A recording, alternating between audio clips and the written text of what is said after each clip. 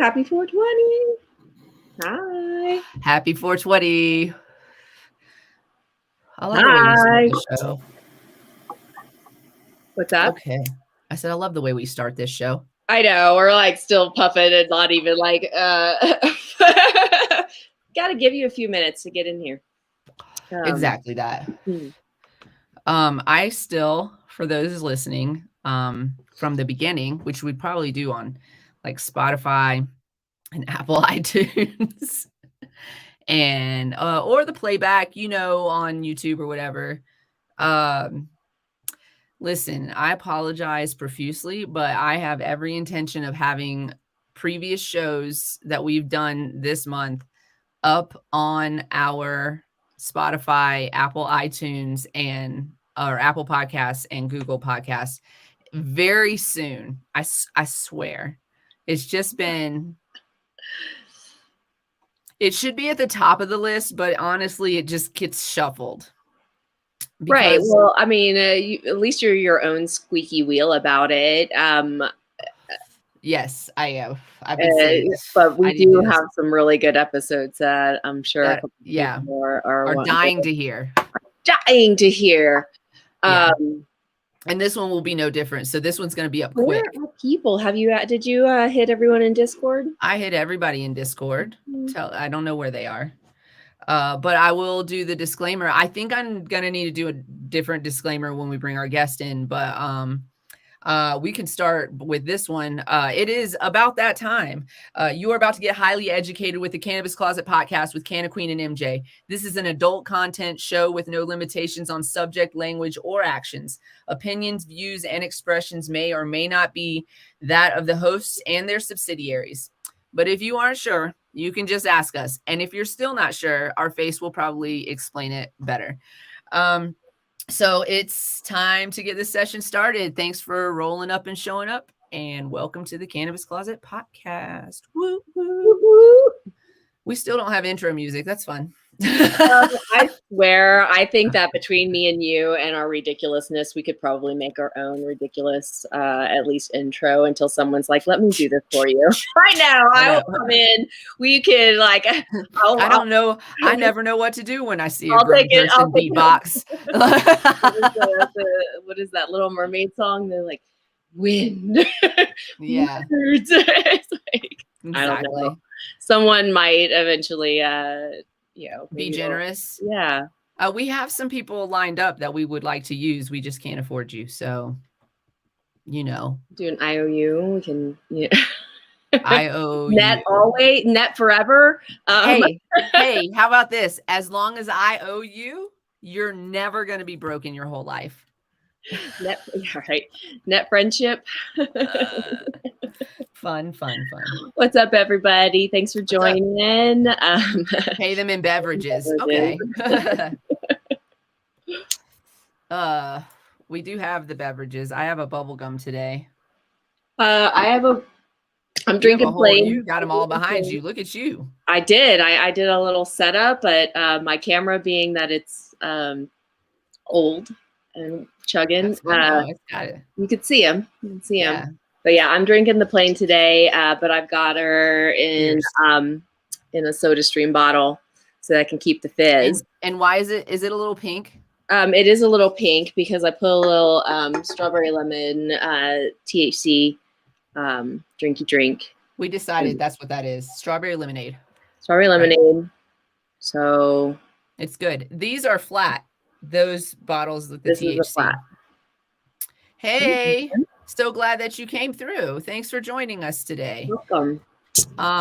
So that flat drink, that non-sparkly drink, we're considering making something with that, not with the THC in it, because that's a situation of regulation and legality. But we are planning something in the future with that. So flat manufactured drink. Buy our drinks. We're getting them into retailers across Colorado and wherever people. You could email us to place an order right now. We're working on our website. It's done. We haven't bitten the bullet on anything else. So website coming soon for Queen Kitty Seltzers. You can go to In the meantime, you can find us here. Yeah, in the meantime, you can find all of our information at solo.to/Queen Kitty Seltzer, and that'll take you to all the linkity links. And you can send us an email for an order, send us a message. We're working out shipping right now. We're trying to keep those shipping costs low. So as soon as we have that worked out, we're going to start shipping to retail customers. Follow our Instagram page for Queen Kitty, where we've been posting our journey on how we. I love that one you posted today. That was awesome. I know. I was like, oh, you said you posted something the other day. I was like, dang it, I need to get on there and post. So we have different things in both of our cameras. So yeah, so it's kind of fun though. You can just, some of the stuff. I forgot about that one. And I was like, oh, that's perfect. It was it says, what does it say? Queen Kitty Seltzer's dropping soon. And then it was like us coming down a slide. So I loved everything about it. It was dope. I was like, inspiration hit. But yeah, so go follow us there. Give us a shout. We're trying to grow that platform so we can do some live stuff. We're also trying to grow our Instagram for the Cannabis Closet page. So check that out too, and find us there. We'll try to put some other different shenanigans on there. All of our I have a backlog. I am the worst about posting, I do take a lot of pictures and stuff. But they're all sitting in my photo album right now. I haven't put I didn't post the pictures from the Ferris wheel that we got, or I did post the merry-go-round because it was a lion.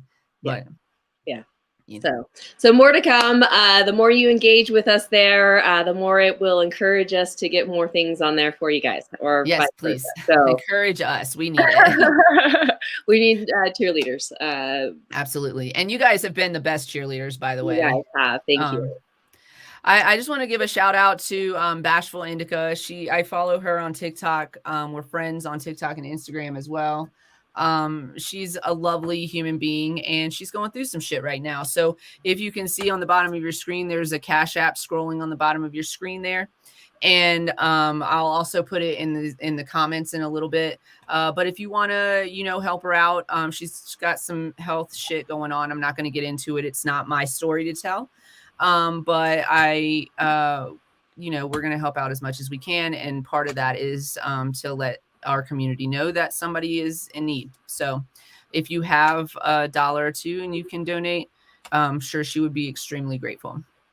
And if not, just, how we do, manifest it, say it out loud, send some positive and healing vibes to our friend Bashful Indica. She's lovely, and we wish her the best and some healing energies. And yes, all the best. So that'll scroll on the whole show. So if you feel so inclined, or if you want to tell your friends you got a rich uncle, you're like, hey, send some money to some people, then do that. Awesome. And us too. We have a Cash App as well. If you've got, you can send us money too. In your back pocket or something. Yeah, right. You can definitely, anytime you want to send us money, you're welcome to send us money. Absolutely. We will accept your donation. And to those that have, thank you. Yes, because we have had some donations. Yeah, we'll be sending you little thank yous as we can get those done. We're doing a merch day tomorrow.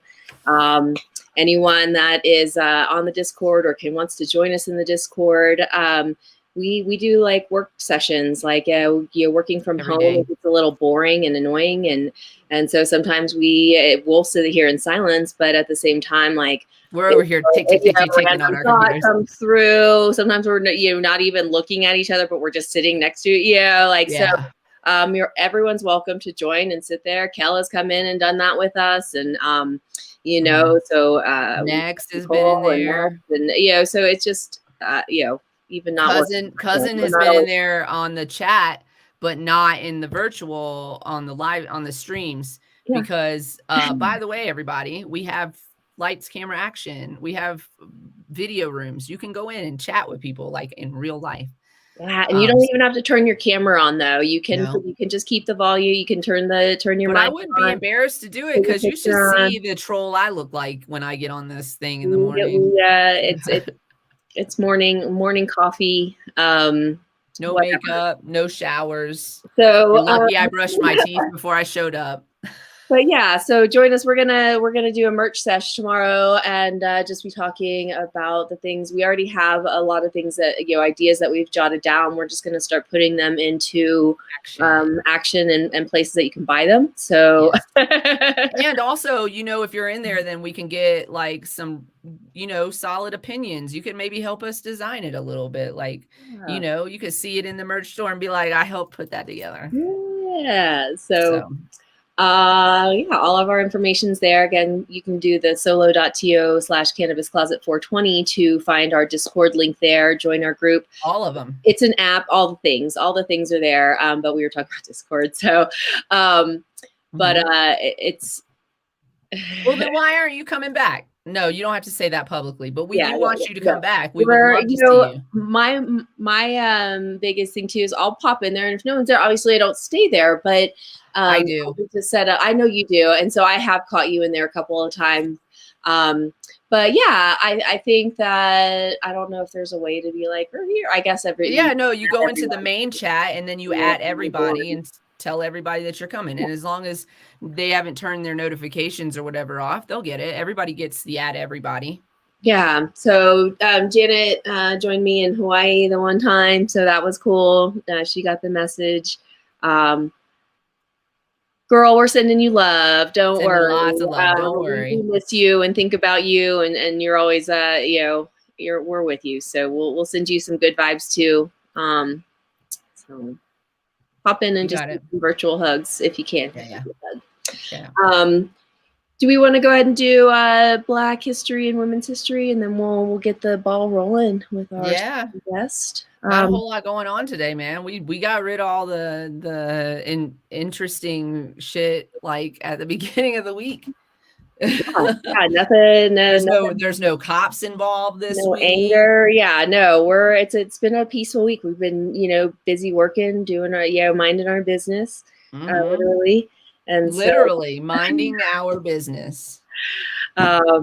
So we didn't have anything planned for our Black History, Women's History note today. And so wait, pause for a second before you tell this, because Michelle just came in here. Michelle, listen, I'm telling you in front of everybody here that we want to invite you back because we want to have a conversation about the Colorado Crunch. We want to have a conversation about proper curing and proper post-harvest for our home growers too. Like not just, of course, I mean, we might have some industry professionals tune in, but we would love to get your take on that. Maybe we'll schedule you for like a Wednesday show. And we could talk about that a little bit because that's a real thing in a lot of states, not just Colorado, but in any dry climate state, you're going to have this problem. So let's discuss how we can avoid it. Anyways, that was an official invite from Michelle to come back to our show. Yeah, we'll reach out to you officially. We'll get something on the books. Yeah. Definitely. We've got to plan out April, May. We'll reach out officially very soon. Yeah, for sure. So our Black History, Women's History nod today. So I just happened to open up the TikTok or the Reels or something and caught at Black Food Fridays message. And so check them out. The great, creator in terms of information. And I'm assuming they talk food too. I just happened to grab this one. But he mentioned Leah Chase, which was, she is called the Queen of Creole Cuisine. And she was an advocate for African-American art and made a lot of things happen there. So the original, original restaurant was opened in 1941. It is a family, a Black-owned family. Let me get to their names. Edgar Dookie Chase Sr. and his family established this restaurant. And it was a hotspot in the 1960s for political movement and moving the civil rights movements along, visited and patroned by many well-known names, and is still in New Orleans today as a operating restaurant, still owned by the same family. So if you're in New Orleans, go eat there. Go check it out. They did close down after Hurricane Katrina for a couple of years, and they rebuilt it. They're staying true to the Creole cuisine, and so in 1946 is when Leah Chase came into the family, and she married Edgar Dookie Chase Jr. And her vision is what it originally started as a sandwich shop, and they sold lottery tickets. So they were a lottery ticket outlet. And then when she came in, she turned it into the sit-down restaurant that it is now, brought in the cultural environment and the cooking. And there's actually cookbooks by her. So as I was Googling and doing some stuff, there's a Leah Chase cookbook. Oh, she froze. Did she freeze? Yeah, she did. She'll be back in a second, you guys. Technical difficulties. I'm telling you, we have them. Let's see if she's going to disappear and then come back. Because if she disappears, then I'll just go to a commercial break. And then she can come back and finish her story. I feel like she's gonna. Let me text her. Hey, listen, this show would not be what it is today without a technical difficulty for every time. Oh, you're back. Okay. I was getting ready to text you. It's funny because I can still hear you, so I didn't even know that I'm still reading. And then I heard you. You're like, oh, shit. Okay. I don't know where I got lost. You were talking about Leah Chase created this restaurant as a sit-down environment as opposed to like a sandwich bar. Right. Okay. They were also so it was originally a sandwich shop with a lottery ticket outlet as well. Yeah. And then she turned it into a sit-down restaurant, started doing art, featuring African-American art and really showcasing those artists. So she had the first gallery for Black artists in New Orleans. That feels like home for our technical difficulties. I know. And so I think you heard me say all that. They are still open. Yes. They are still frequented by, Beyonce's been there. What? Shut up. Ray Charles, Presidents George W. Bush and Barack Obama are just a couple of the notable names that have been through there. And so, yeah, Leah Chase. Oh, cookbook that you didn't hear me say about that. Yes, so that is what you were starting to talk about, is cookbook. So there is a Leah Chase cookbook for Creole cooking, and you can probably find it on Amazon or through a local. Go check out your local bookstore first. I don't know. Yes, do that first before you go to Amazon. See if they can get it for y'all. you. Sun's out right now. Go outside. I know it is out. Even I have my curtains closed. I mean, not right now, but like in general, the sun is coming out more. You can go outside and do stuff. Stop ordering it online if you can avoid it. I'm going to try to take heed as well. Yeah. All right. Well, that's that. That's that. Our I like that we knocked out the technical difficulties early. And then let's just real quick before we get on to our guests, go ahead and knock this commercial break out. This show is sponsored, as always, by CQ LLC Cannabis Consulting and Education. www.cq-llc.com is where you can find us. Customer service, cqllc@gmail.com, 970-426-5985. If you'd like to talk to me, I would love to talk to you about it. We were just recently approved as of the beginning of this year for responsible vendor training in the state of Colorado. In the state of Colorado, it is a requirement for delivery drivers and hospitality workers in the cannabis industry to have RVT training, responsible vendor training. So you have to take it through a responsible vendor trainer that has been approved by the MED, which is us at CQ LLC. We are working in conjunction with Green Flower Media to provide an online source for this course right now, and we are developing in-person courses as well. So give us a call, 970-426-5985 if you're interested. It is required, like I said, for delivery and hospitality, but honestly, everybody should be taking this. It could be used rather as a mitigating factor to any administrative violations as well, if your team is certified. So keep that in mind when you're making your decisions. Let's see here, just real quick. This is the last day for this code. I will change it for the next show. But if you're interested in getting some King Palms for 15% off, use code KPTCCPMAR15 to get 15% off your next order at kingpalm.com. And of course, finally, this show is sponsored by Queen Kitty Seltzer. I'm not even holding the can right. Let me do that again. This show is sponsored by Queen Kitty Seltzer. Queen Kitty Seltzer is Queen owned and operated. It is a 10 milligram CBD drink with no sugar, no THC, no added anything. The flavors in there are natural, organic terpenes. We're not adding any kind of sugary additives to make the flavors.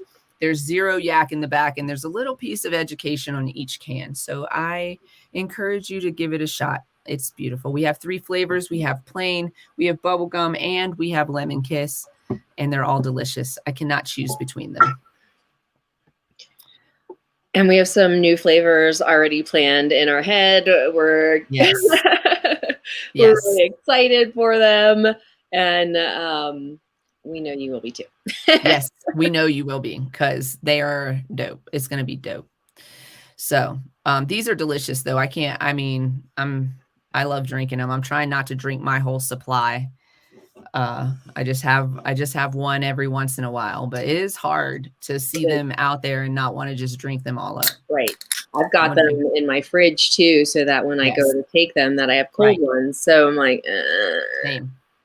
So Same. But we're selling them. That's true. So with that said, all the commercials are out of the way. We have one more warning. I'm going to give you guys a trigger warning. We're about to talk about some really sensitive topics that include death. And so I just want to prepare you guys for that. If that's something that you're sensitive to or you're not prepared to listen to right now, it might be a good idea to, just step away from this one. But we have an extremely interesting topic today. And our guest is super educated about cannabis and about our topic at hand. So I'll let you go ahead and introduce her and bring her in. All right, I'm going to go ahead and bring Kristin in. I am not exactly 100% sure how you pronounce your last name, and I didn't ask you that yesterday. That is okay. It's pronounced Mule. Mule. Great. I thought I was like, I'm not going to massacre it when it is Mule with the little over the top. Yeah. Hard to get that. When you're typing, I was like, how do I do this? I was trying to get it into all the things.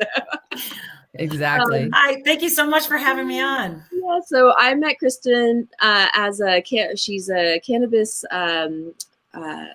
wellness coach. She has a mentorship from the Cannabis Coaching Institute.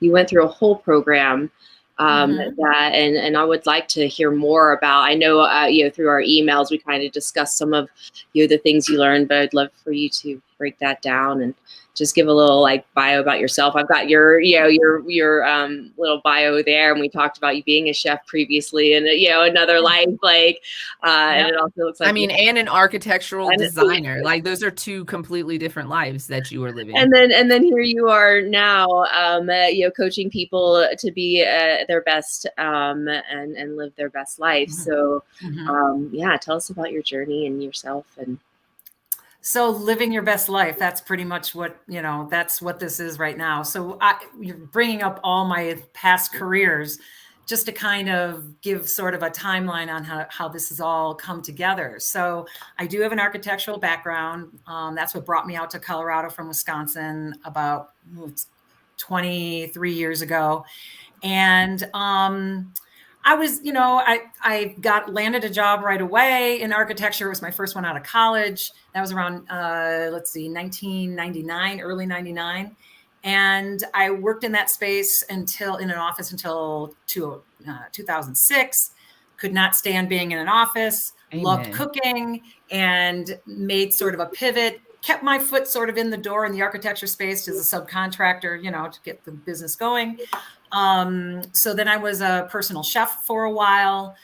That rolled into having a private chef job. I worked that from 2012 until I quit January 2020. So right before the pandemic, which thank God, because, that world, it's a whole other world, working in that space. So, but before, within 6 weeks before I quit my job, I had a friend that had very bad cancer, was at end stage cancer. And me and her partner, we would, I'd go over and we would be sitting with her, and, cannabis, it's been around, since I was a teenager, before that, in our house, before that, but I'm saying in my life, around forever. And of course I knew how much it could, people used it for pain and whatnot. Right. But what was just the kind of one aha that happened was sitting and watching her. This girl was a tough cookie. I mean, she held off taking morphine probably until the last 9 or 10 days before she passed, which is amazing. That's just crazy. But what she was using, she did have a vape pen that she would just hit off of every now and then. And it was miraculous how well that worked for her, so that she could still be lucid and speak to people, not be completely just out of it. And, so people had more of a chance to come and see her, interact with her, for a longer period of time, until it came to that moment when, she really needed to have that. So there were two things that sort of happened at that time. During those last 2 weeks, there was another friend of mine that was talking about being a death doula and how she saw, there was some training for that. And I was just intrigued by it. So I got that information, followed through with it. After my friend did pass in December of 2019, January 2020, I quit my job, jumped right in taking that training, as well as the cannabis coaching as well. I was like, well, there's a match here. I don't know exactly how I would do it yet, because I was still just going through training. But I always thought, yes, I want to bring cannabis into this death space. But then while I was taking the training as well, I was like, more people need this more than ever. I mean, during the pandemic, everything, when my training was over with, it was very hard to get into that space. You think death doula, there was probably, some people needing your help, but it wasn't really available. It couldn't go into hospice, people weren't allowing you into their homes and such. So that kind of was on the back burner up until maybe in the last 6 months. Now I do have someone that I'm working with, and we do bring cannabis into the space. And it, person was already familiar with it and using it, but now we use it in different ways. Like, we talk about maybe doing a death meditation, which if you don't know what that is, if you've never heard of it. No, we don't. And explain more about being a death doula. So I even said it to my sister, and she's like, what? Yeah, it's here in the States, relatively new in our culture. It's relatively new, but this sort of service is something that's just very natural in other cultures. With being there for the death and holding space for them, and allowing, even with the family and close friends, and allowing a space for people to grieve and all that. But pretty much being a death doula, it's not hospice. It's not the medical part of this. It is more of the spiritual and emotional space. And you, as a death doula, are an advocate for the dying person. You know, nothing's off limit. You know, you become a person where no matter what their thoughts are, how, you know, what they want, you try to make it happen for them, how they want it. And this can come down to, as far as like, you know, they're on their deathbed, they're in active dying, and they don't, you know, they're not responsive. If they don't want Tom, Dick, and Jane in the room ever, Tom, Dick, and Jane are not going to be in the room. You know, it is trying to the very end, hold, you know, their wishes. So, and we go through things like, you know, at first I sit with them and I just listen to their life story, just everything from the beginning, where they grew up and, you know, were they married, not married, did they go to college, career, whatever, work life, and just listen to, you know, listen to their lives unfold.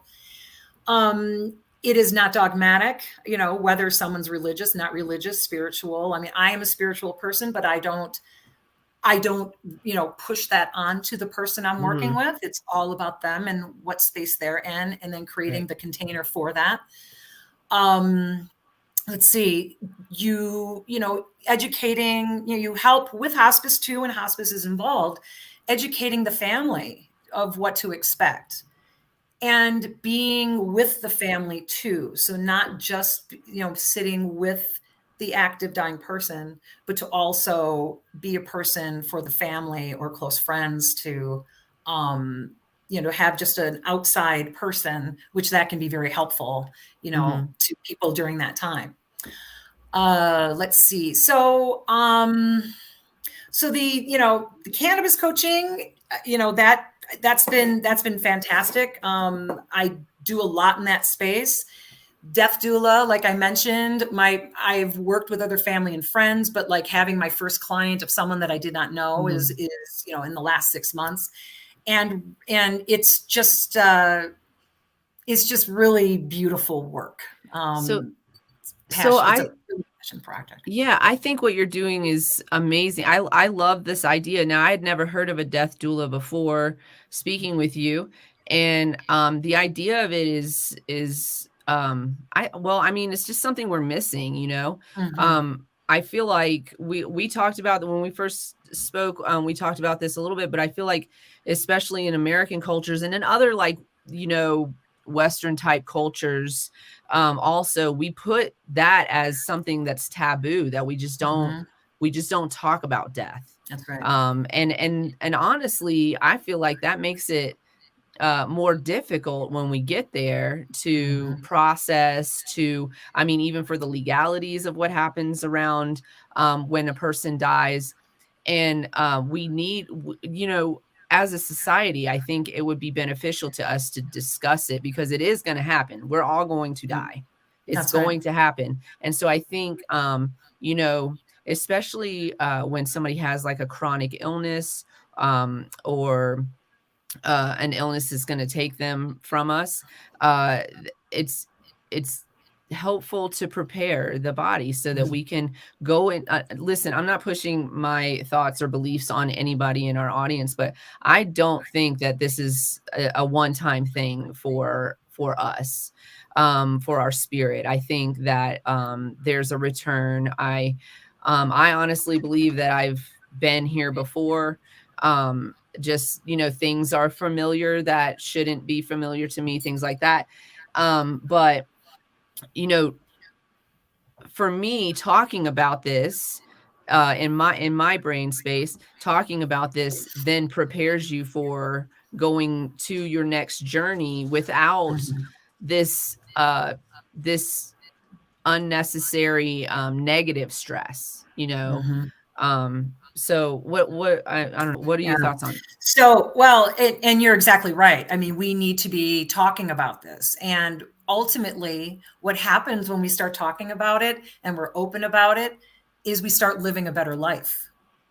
And so talking about this, you know, just openly, like what did I read somewhere? The people of Bhutan think of death, they contemplate death and talk about death at least 5 times a day, and they're considered the happiest people on earth. they do death meditations, which I know that when I say that, some people are like, "Oh, what the hell is a death meditation?" I know, because death is negative, right? Death is negative. So right. So what would a death meditation? Because we meditate. We we are. So it's basically, how it would just kind of start is someone talks to you and just says, "Okay, you have 12 hours to live. Now what? What are you going to be paying attention to? This is when the actual meditation, when you're talking, but this is the premise of what's involved in a death meditation is just, it's not scary. It's just, it's a realization. Mm-hmm. And in the end, that's what it is. It's like, wow, I better get going doing what I want to do in this life. And even with someone, death doulas come in different, there's all different levels of them. And what I mean by that is that some people practice like maybe just working with legacy projects with people that are end of life, meaning things that they want to leave behind for, any family or friends, whether that's, if they do poetry, maybe it's a book of poetry, maybe it's photographs, maybe it's personal letters, Christmas or holiday and birthday cards for the future when they know they're not going to be here, like for that next year. There's people that really focus on that. There are other people that focus on the grief part at the end, like after the fact, particularly for people that if they passed quickly, like an accident. Yeah. And boom, now, being more of a doula for the people left behind, that have to deal with that. And then for myself, I'm wanting to know, do you have all your affairs in order?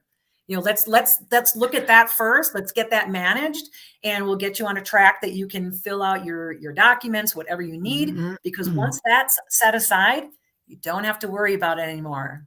Now we can just talk. You can go living. You can, so, let's talk about that a little bit, because I feel like, I don't know how many people in our audience, if you want to answer this question, you're welcome to do so, but how many people in our audience have a will, have a last will and testament, have something in writing that says what your last wishes are and what you intend to happen with your estate, basically? How many people in our audience have that? I'm just out of curiosity. You're muted. I know my roommate just came home. Yeah. So I wanted to, anyway, living will. Does anyone have a living will? Yeah. Do you have a living will? And what a living will is says that if, for instance, I get into an accident and I am in a coma or I'm in a vegetative state, that my wishes are this. This is what I wish to happen. If something happens where I can't communicate to you my wishes, this is what I wish to happen. And that's in writing, right? Do you have a person that will execute your wishes? And do you know that person is going to follow through with your wishes?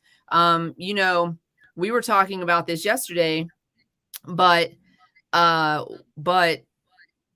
mother cannot execute anything for me because she would not want to let it go.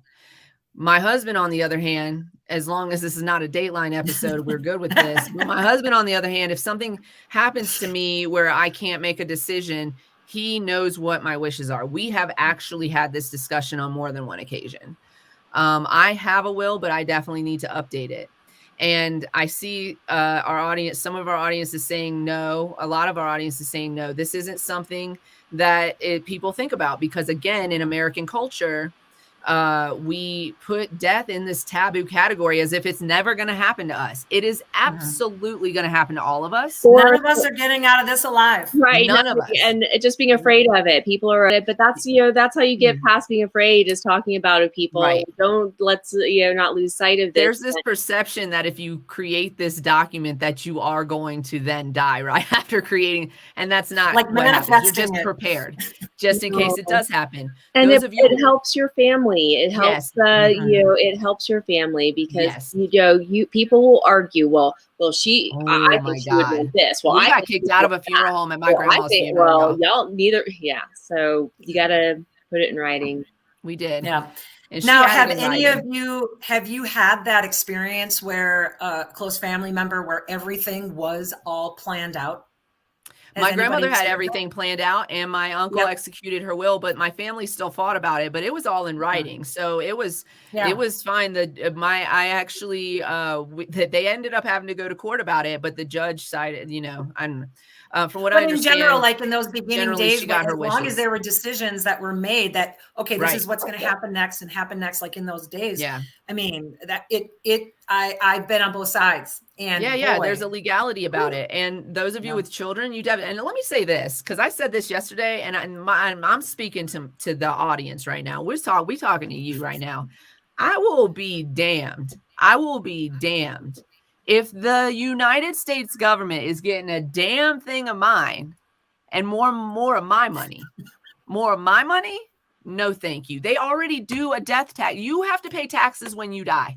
Okay. So then if you don't have your stuff written out, it ends up in this probate situation. It could never make it to your family members. It could just end up in the government hand. Is that what you want? And for those of you with children, make decisions about what's going to happen with your children, even if you are married. What if something happens while you're together? I know I don't want to put this bad. We gave you a trigger warning at the beginning, but literally we have to prepare for all of these things. And you want to make sure that your children are being cared, and it has to be in writing. You can't just be like, hey, sis, you going to take my kids. No, you need that in writing so that if there is an argument, right, which oftentimes there is, grandparents want to take the kids, blah, blah, blah, et cetera, then your wishes aren't followed. The judge has no reason to, you know what I'm saying? So write it down. Yeah. And in probate, it costs money for that to go through. It costs money to go through probate. So even though there is $10,000 of something, it's not going to be $10,000 when it's at the end of probate. Nope. Yeah. Nope. Meek made a comment that where's that comment at? I just took it down. No, it's okay. About indigenous. The Western view on death is so interesting. Like as an indigenous person, we have such different views and feelings about death. Listen, we tried to colonize that out of the indigenous culture. We did. We were not fully successful.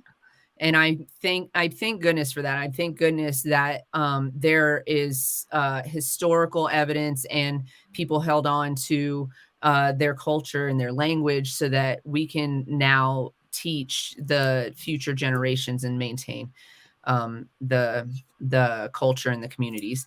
But yeah, indigenous cultures definitely look at death differently. And colonized cultures are very hush-hush about it. Maybe because they want our damn money. Well, and that goes along. We were talking about funeral homes and cremation services and cemeteries, and it is now a money industry. And did you know? And we found out there are many alternatives now to cremation and burial. And so let's talk about that. Let's talk about that because it's interesting. I mean, if we're all like we said, we're all one step closer, one day closer. Every one of us 1 minute closer. This is the youngest I'm ever gonna be. That does come to it. So let's talk about what you want done. And this is also something. If you do not want to be buried in the ground, you need to put it in the will. Telling your family verbally that you want something doesn't mean someone else is going to come along and say, "No, I think she wants this instead," or do what they want. Because in grief, death is about the grieving. At that point. Right. Just because you said it to someone that you think is going to hold your wishes does not mean that they will once you are gone. And so that just one more thing. But let's talk about that. We want to bring up about like the different types of things that you can do with your body after you die. Should we let's talk about our afterlife body autonomy. Let's talk about it. So I don't know if how many of the listeners have heard about human composting. This is a thing. This is a new thing. There was a business that I forget what they're called. Recompost is, I think, the business name that's in Seattle. I believe there's one being put in Boulder. But just Google it, look up what this looks like. But you see, like in the one in Seattle, it's almost like this atrium with trees, and you see this wall, and the wall has like these, it's just like these circles, just all in the wall. And each one of those circles is like a little tomb, you know, that pulls out. And basically what happens with your body is that they've made certain enzymes with soil, with, you know, compost. I'm sure there's mycelium involved because that really breaks things down quickly. You know, in 4 to 6 weeks, you're dirt. You return back to your family if you want that. If, you know, if they want it, you want it, you become dirt to be put back into the soil. Ashes to ashes, baby. I right? love it. Right. I love it. So that's one thing. The second thing we talked about when we were chatting yesterday and talking about cremation. So cremation that we know of it is not real great for the environment. I had no idea about this. Well, yeah, I guess if you think about it, I guess you would know that, but we don't really think about it. It's different, you know, when they're doing this, you know, when they actually cremate, I mean, the energy that it takes to burn the body, the energy, and then, you know, anything that's released into the atmosphere, like real concentrated, you know, different than certain cultures where they actually lay the body on the fire in a funeral pyre, actually, you know, that's totally a different process. Right. It's done over a period of time. It's not, you know, heavy use of energy.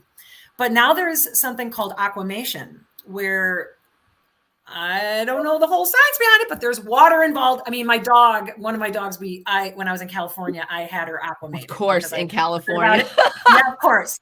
You know, I'm like, oh God, that's just so cool. You know, and it was my first exposure to that. You come back similar to being cremated. You know, you have remains that you can do what you want with them. It's just that it's a more green version of being cremated. You get broken down through a water process, probably. Right. And then lastly, something that's starting to become popular, and I think here in Colorado, I think somewhere on the plains, on the Eastern Plains. Oh, look at that. Yeah, boy, that shows you. That's the compost, right? Yeah. Compost. So I think on the Eastern Plains of Colorado, there's actually a green burial plot. And what that is no embalming involved whatsoever. You are wrapped in muslin, or you could be just your body itself being laid into the ground. Mm-hmm. And some of these places I know in Oregon, I believe in Oregon, there is a funeral plot that's a green burial plot. And it's just a beautiful, you know, wildflowers and things like this. There's a chip that's put with you when you're laid into the ground, so that if you have family or friends that want to come and visit, and they go to the office and get the little GPS and where's Kristin? You know, but what's the downside to this? You told me to me, this is the downside to this a little bit. But what's the downside to this? Wait, no, that wasn't me. I think MJ was bringing up about what, being dug up or something about like, okay, so you have a GPS chip in your pocket or whatever, and you get broken down naturally in the earth, the soil. Yeah. Mm-hmm. But there's good potential that there's somebody like under you and somebody under them, and also maybe there's somebody over you. Yeah, there could be like 3 levels of people. Sounds like an episode. I don't know if that's so much a problem. It's just, you know, I mean, that's just how it is. Yeah, no, I mean, you're definitely the burial, but taking away, I mean, it's land use, right? Yeah, right. It's a better use of land. Body, you're still, you know, and it's done in an open space. Did you know that I read this? There is a park in Denver, big park, where it used to be a cemetery. And when Denver started expanding, they turned it into a public park, and they called for everyone to move the bodies. But because a majority of the bodies that were buried there were either people that did not have family, or were, you know, like they was like the low whatever, you know, and so there were over like 200 bodies still sitting under Cheeseman Park. Okay, so that was the other thing that I was going to say, is that, okay, first of all, I agree with Schnooks on this. I have always said that I want to be cremated and then spread into like a hemp farm or a cannabis farm to grow hemp or cannabis. But now I don't want to be cremated like that anymore. I want another option that's safer. But I do absolutely want to be a tree, and I want it to be a cannabis tree. But what I was going to say about this natural burial thing, which is, it's a fantastic idea, except that like 100 years from now, some rich asshole is going to somehow buy that plot of land and build a building on top of me. You know what I'm saying? I think, and then that building's haunted with ghosts. Is all I'm saying. This is how the haunting happen. that could be a possibility, because anything's possible, right? Yes. Anything is possible. But I believe that a lot of these places are they're designated as open. I shouldn't say open spaces, but a locked open space where nothing can happen. Right. Like the land use is written where boom. Yeah. You know, it's like forever. But and ever yeah, but because it's all nice wildflowers and beautiful grass. Right. Yeah, somebody wants that property. Right. Absolutely. Yeah. And I mean, but so then is there a way that they're monitoring, you know, who's going in? Because we were, again, Daylight episode there, like best place to best place to bury under 10 other people. Dead body is under another dead body. So they've got to, I mean, it's got to be under some kind of surveillance, or they've got some kind of process to keep that from happening, I would assume. So don't go getting ideas, people. Stick to the Everglades in Florida. I didn't give you that idea. I got that idea on YouTube. Or something. I saw that on the internet. I did not make that up. Oh, hey, I wanted to go back to when we were talking about living wills and whatnot, and what popped into my mind, because anybody who maybe has had surgery, who doesn't have any of their documentation done, I am sure that you've been presented with what's called the 5 wishes. And it's a little booklet that the hospitals usually have. You can get them online, but that walks you through your medical part, like, you know, the advanced directives and things like that. I just want to put that out there, because it's something that you could just go to the hospital, I think, and pick one up. Okay. And they usually ask you about that. Great. Yeah. Here's the thing. Sorry to change gears, but I had that as a note, and I'm like, no, I got to get to this. Yeah, no, that's perfect. Some of y'all live with anxiety. A plan. Some of y'all live with anxiety, and some of y'all live with death anxiety, because that's something that has been, I live with death anxiety my whole life. I've told this story before. I will tell it over and over again for the rest of the year, because I'm just not even sure what's going to happen. I am a super empathic and sometimes extremely intuitive with so I have no idea. But when I was a 5-year-old, I was a very angry 5-year-old. Imagine that. I was an angry child. Can you imagine? Okay, listen. I told my mom when I was 5 that I definitely wasn't going to live past 45. I turned 45 this year. I told her I definitely wasn't going to live past 45. And my reasoning behind that was just because I was just going to be angry. Like, I knew I was going to be angry. Now, I'm not as angry as I was in my youth. I am in therapy and I smoke a lot of cannabis. But I believe that. And I had seen like angry people on TV as a representation have heart attack. And I knew 45 wasn't like old, like grandma old, right? So I still felt like that was a relatively young age. And so I told my mom that. She's not like that. I told her that several times throughout my life. And I have not forgotten that. Like that is something that's stuck with me. My therapist is trying to convince me that I'm just shedding my old life and starting a new life. So maybe that's true, right? But I have lived my whole life in fear of my mother dying, of me dying and leaving my mother behind. I was an only child to a single mom in an abusive relationship before she was a single mom, you know, so my stepdad was super abusive. And so I lived with this. I lived with death anxiety. So if this is something that you relate to, then you can still have these discussions. I would just recommend you have these discussions with a professional, with somebody that can maintain a calm and safe environment to have the discussion in. Like, you don't want to just jump right into a death meditation by yourself, right? If that's not a comfortable topic for you. But with guidance, you could eventually get to a place where you can sit down with yourself and say, okay, I have 12 hours to live. What are my priorities? Yeah. And that's really what that's about. Yeah. What are my life priorities so that I can prioritize those now before I'm 12 hours from death and live a happier and healthier life. That's the point. Yep. That's the Yep. point. Yeah, absolutely. Absolutely. I'm just reading what's down here about someone trying to sell them a cemetery plot, like a little manifestation there. Like you're Don't you're fall our for it, age, right? Bob. Are we? Damn. It's a trap. You're dying soon, son. Get you a burial plot. Yeah. Welcome to your 40s. Yeah, no kidding. No kidding. I think my AARP's parents calling. they do have their plots in the same space that my granny is in, and it's a thing.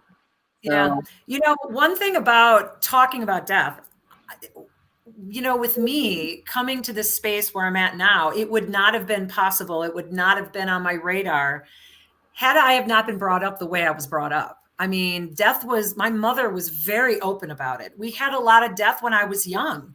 And my mom, we went 5 years old, I'm at a funeral. It wasn't quiet. It wasn't hush hush. It wasn't quiet, you know, and even, in my teens, my brother had a friend that died, to suicide. And I remember my mom having a conversation with him too, and just saying, you don't have to go to the funeral, you know what that's all about. But the most important thing is to remember them how they were, not how they are, and he, went with his friends and yes, went to the funeral, but it's just, it was never taboo in my household.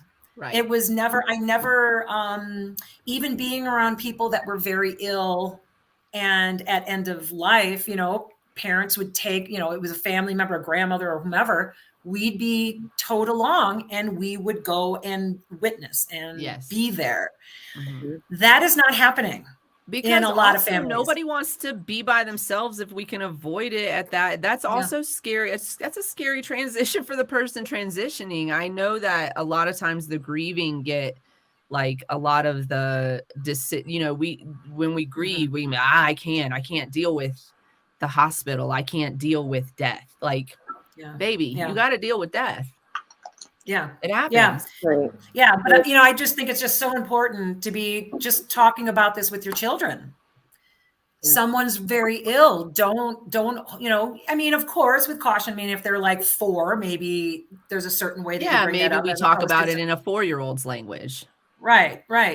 But, if someone's a teenager, early 20s, you shouldn't be, if someone is sick and it's a close family member or a friend, or let's just say a family member, don't shelter them from it. Right.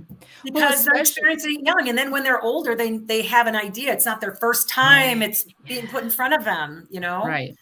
Yes. Yeah. And it is really just the cycle of life. Like, to be and I see your comment here that about the anxiety of not living past a certain age. I am living in that right now. And I have to I think about that every single day of my 45th year. I think about that and I thought about it pretty much every single day of my 44th year, right? Because it was just, we're here. But it's not, I can't let it paralyze me. And I have to accept that I don't have control over that. I have zero control over when that's going to happen. Generally speaking, a majority. I did say to my husband, so today, unfortunately, there was some sad news about an icon that a lot of us admire. Bruce Willis is taking a step back for his health. He's been diagnosed with a condition called aphasia.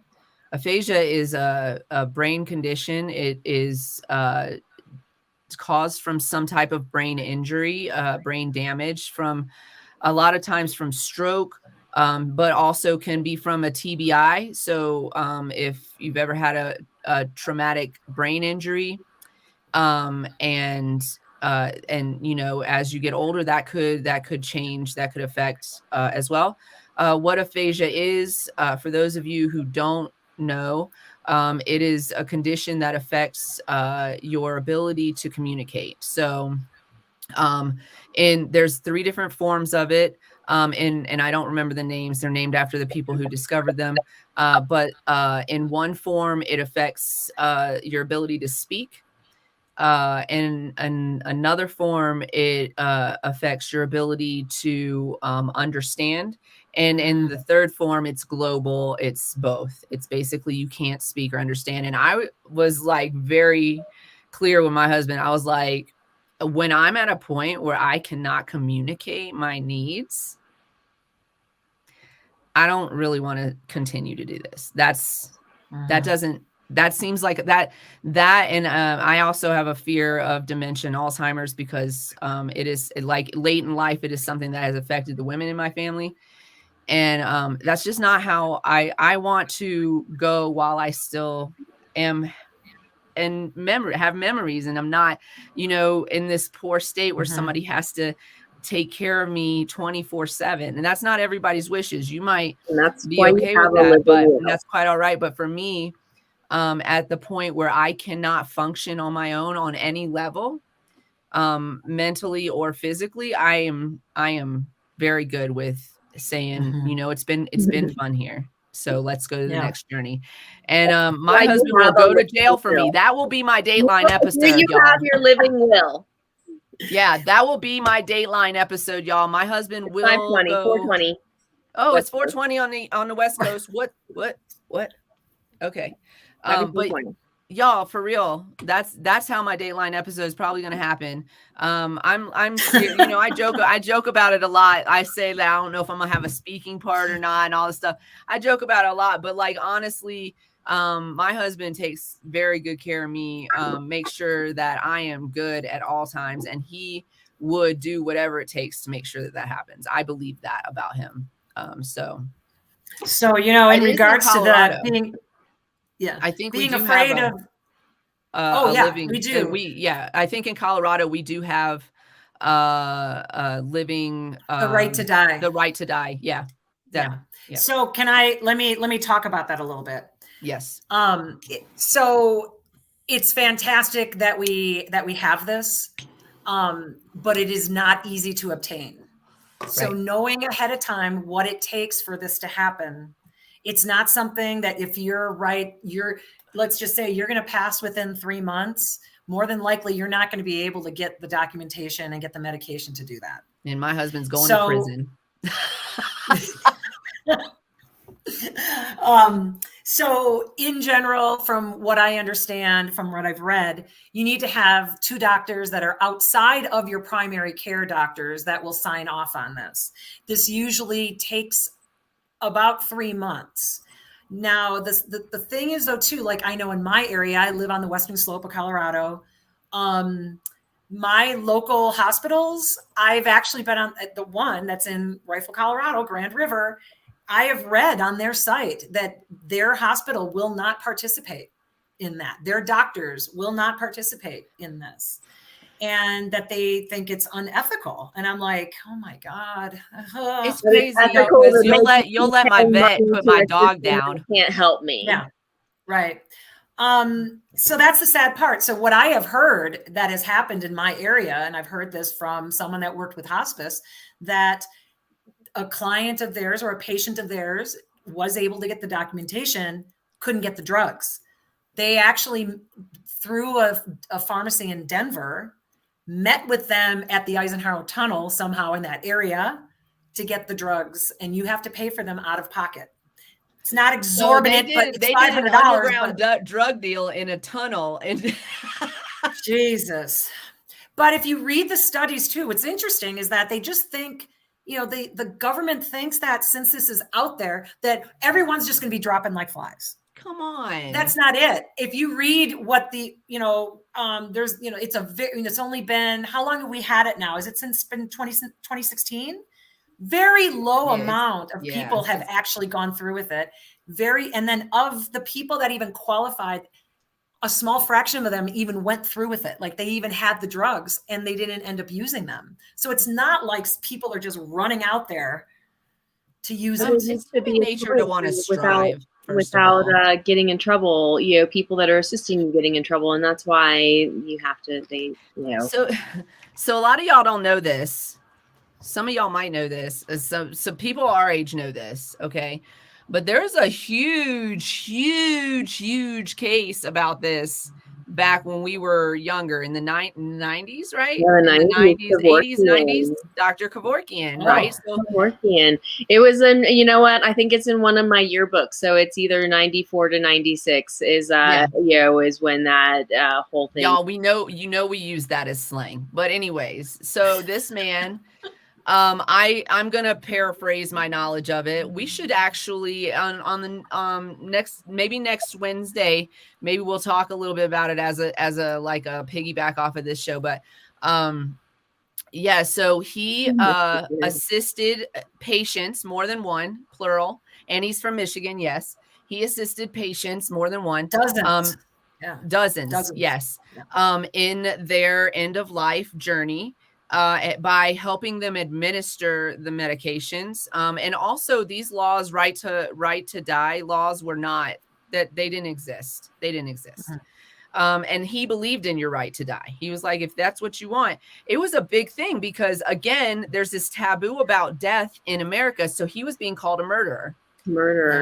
For assisting suicides. When asked him to assist. They asked him to do it. Their families were involved with everything. There was documentation of everything. I think he even had recordings of some if not all of his patients with their wishes.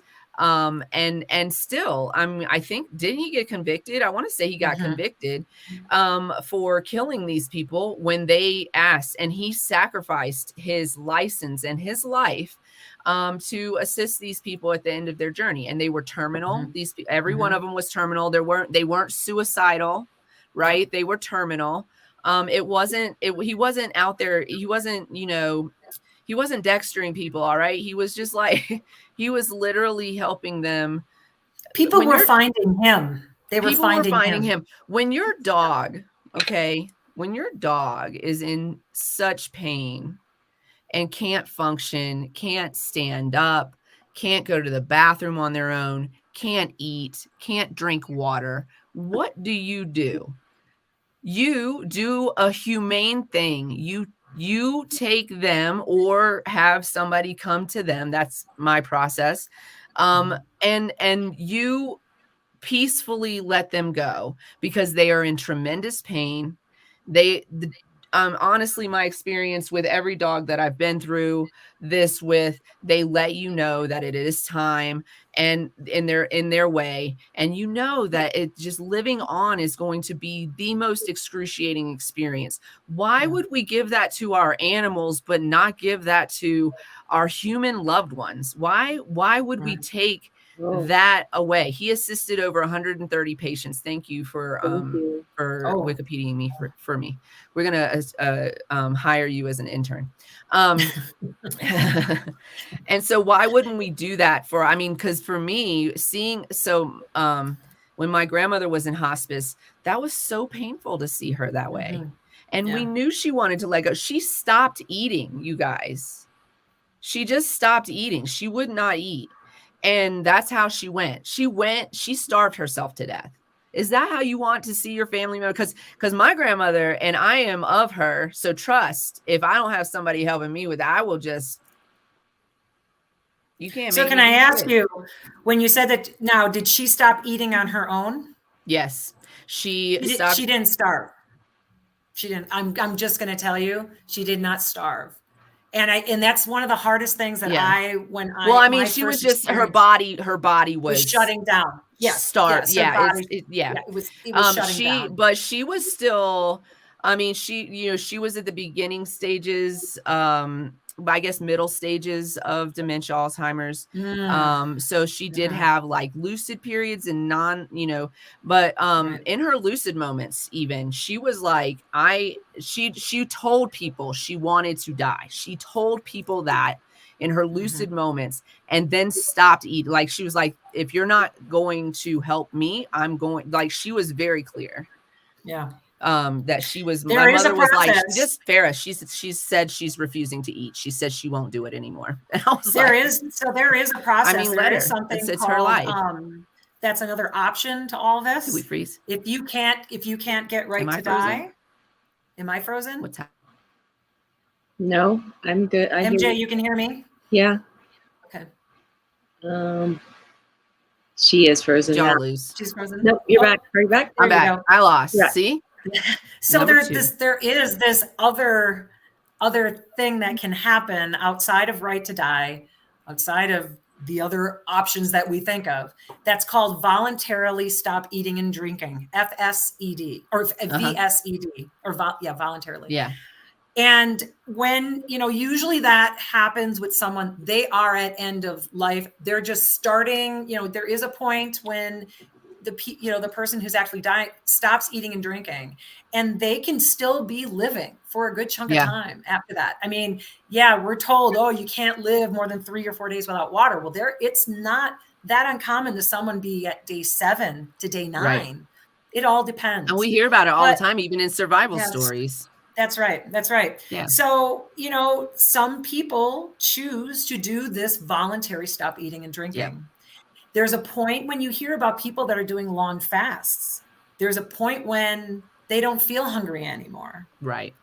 And some people actually have spiritual experiences through this as well. I don't think she was one of those.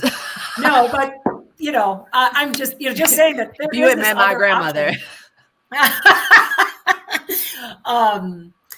But getting back to the right to die though too is even you have the paperwork, you have the medication, you cannot have help to administer it legally.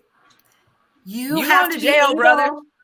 You have to be able to take it yourself. Walter, you're going to jail. Is it ingesting? Is it a shot? From what I understand, there's usually 2 different pills or medications or something that are put together.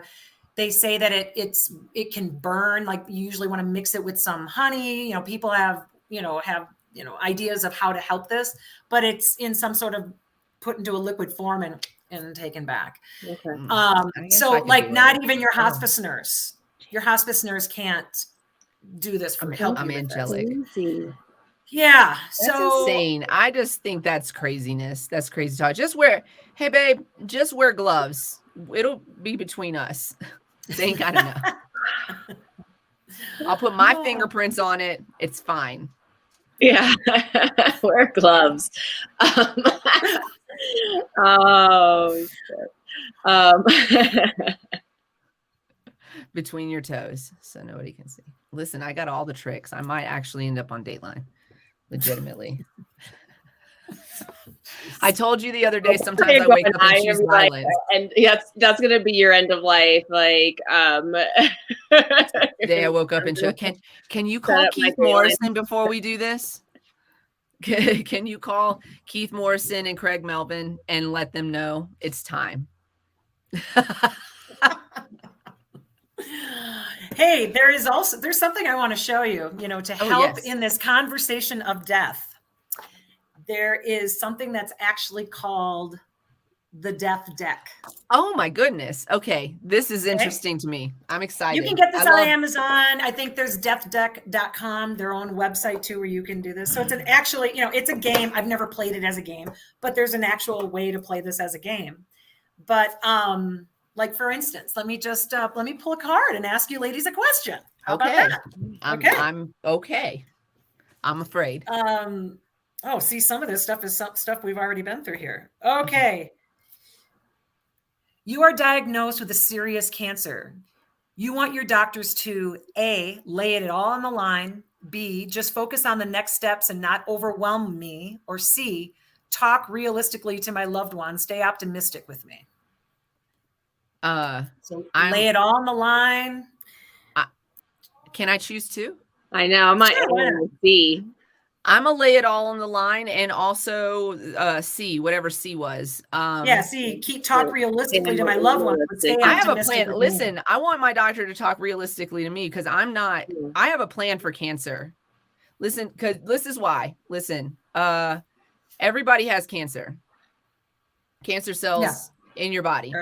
The way that they mutate is what causes the disease for you. Okay.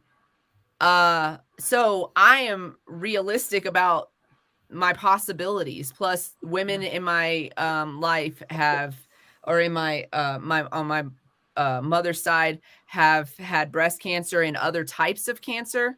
So I'm very realistic about that as a potential. I, of course, don't want that as a potential. And every time I worry about something, I feel like I might cause cancer in my body. I'm not kidding.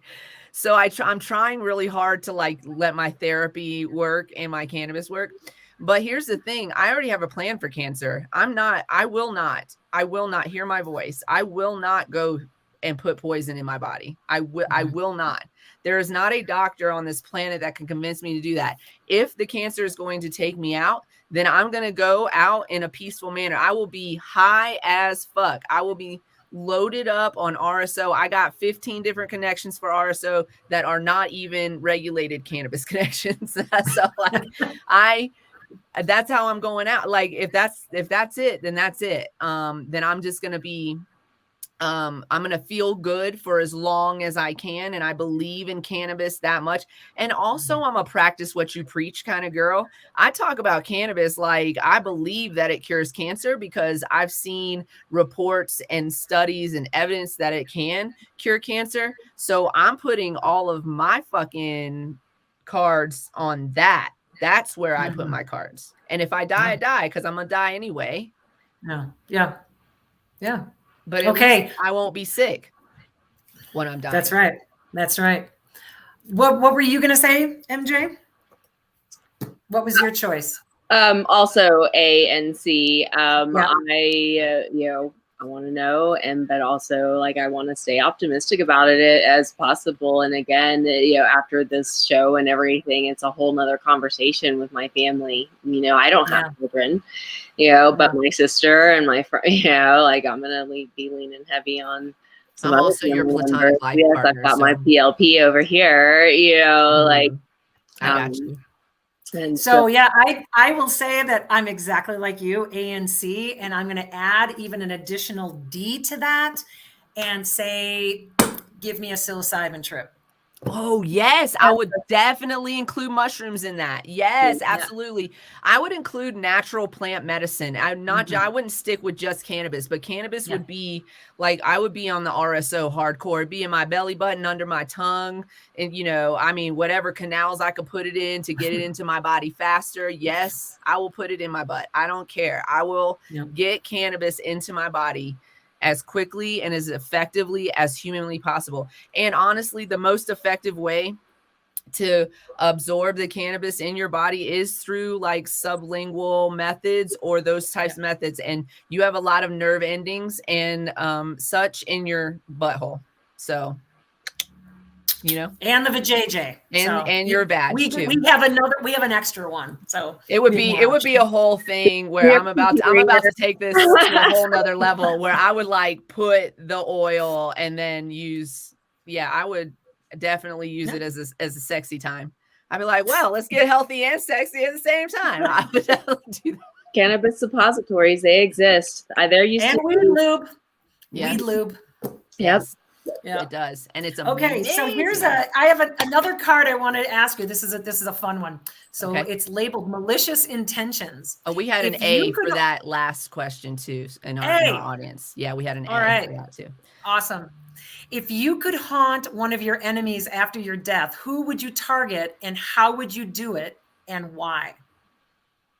So, who would you target? How would you do it? Why? I have a list. I'm gonna make this more light because I don't think I have anyone that I would honestly target to haunt.